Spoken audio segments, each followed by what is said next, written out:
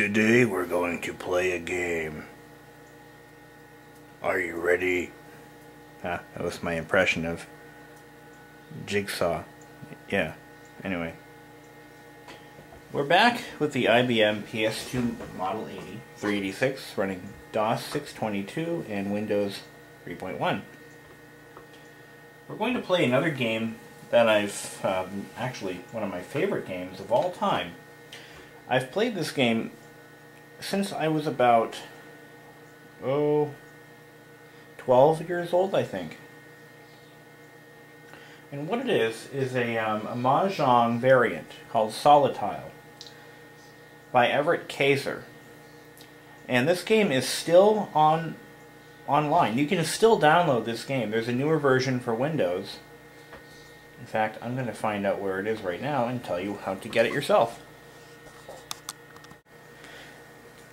If you go to www.kaser.com, and it's K-A-S-E-R, /Solitile, or just kaser.com, you'll actually see the newer versions for Windows Vista and Mac OS X. This game was created in around 1989 and has been a hit ever since. It started out as a shareware game where you basically try the game, and if you like it, you would send the author, I think it was $20, and you would receive the full version with more features. But the shareware version was fully playable and is extremely entertaining, can provide hours of entertainment. Here we go. I'm going to try Solitile, if I can find it. The version I'm running I received in a shareware disk. It's version 1.0. And I haven't... The first computer that I ever played it on was almost 6 years after I got it, because I didn't have a machine capable of running the game. But it requires a VGA monitor, a 286 12 MHz processor, and a mouse. You can play it without a mouse, but I don't suggest it. I'm going to quickly adjust my camera here. There we go. There we go. Version 1.0 of Solitile. Now, just like Mahjong, the idea is to click on two matching tiles that aren't landlocked, and click again and they disappear. The very first computer I ever got with a mouse was an IBM PS2 Model 30 286 and a black and white VGA monitor.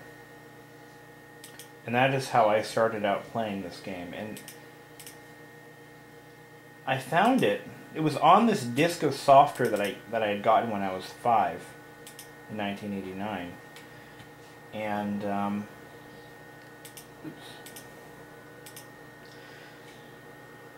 we had never actually been able to play the game because we had a Tandy 1000, which has a it was an 8088 with a CGA monitor, and actually 8086, and the machine just wasn't capable of running this program. So for all those years we didn't have any way of playing it, but here it is.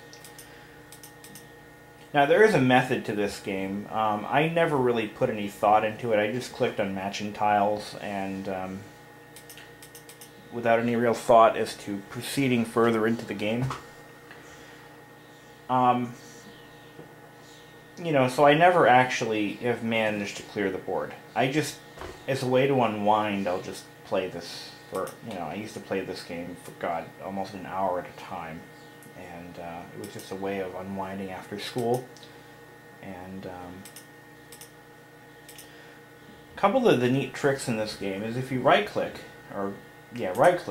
it'll actually show you matching tile sets. It's kind of a cheating feature. If you are either stumped or you just want to get through the game without winning, you can do that. There are multiple layouts in this version. If I click on the layout button here, do I have any tile selected? No. Okay, so if I click, edit layout. I didn't mean to do that, I'm sorry. Here we go. Okay, click on the layout button,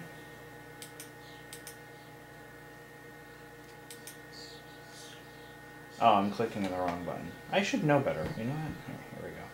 New layout. We have the bridge, which is the default layout. Okay. We have pyramid, which is an inverted pyramid. The forum, which is like a big window. Valley.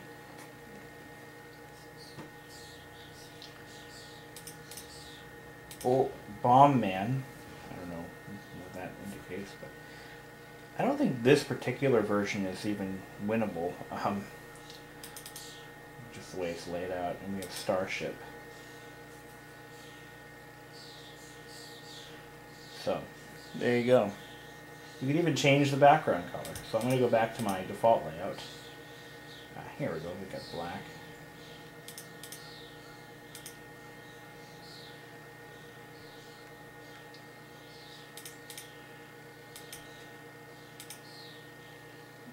Specify color number, no. There we go.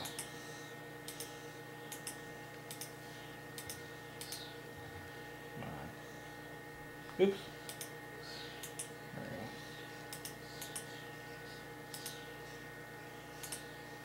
You get multiple colors to choose from. You can even make your own board. Now if you make a mistake, you can hit the undo button, which will undo the last move you've made, which is unusual. Most games don't have that feature. And there you have it, Solitile, 1989, Everett Kaser. I strongly suggest, if you like Mahjong, you'll love this even more. I think one of the benefits of this particular game is that the tiles are easier to differentiate from the other tiles. In Mahjong, they're using like Asian symbols and Mandarin Chinese characters or whatever the hell they are, and you can't really. Sometimes it's difficult to tell them apart without really examining the game pieces. In this game, you've got zippers, question marks, light bulbs, keys, and little colored blocks. I mean, it's really impossible not to differentiate the two from each other. So I find this game to be much easier to play and more entertaining. And you can also tell how old the game is by these floppy disk symbols, which are in fact 5 1/4 inch floppy disks. This tripod sucks. Anyway, see. Anyway, so you get. So that concludes this demonstration of Solitile. Again, I encourage you to download the game and send money to the software creator. In fact, I might just send him a check for the hell of it, because I've been playing the game for 20 years, and you know, it's been a great game. Well, until then.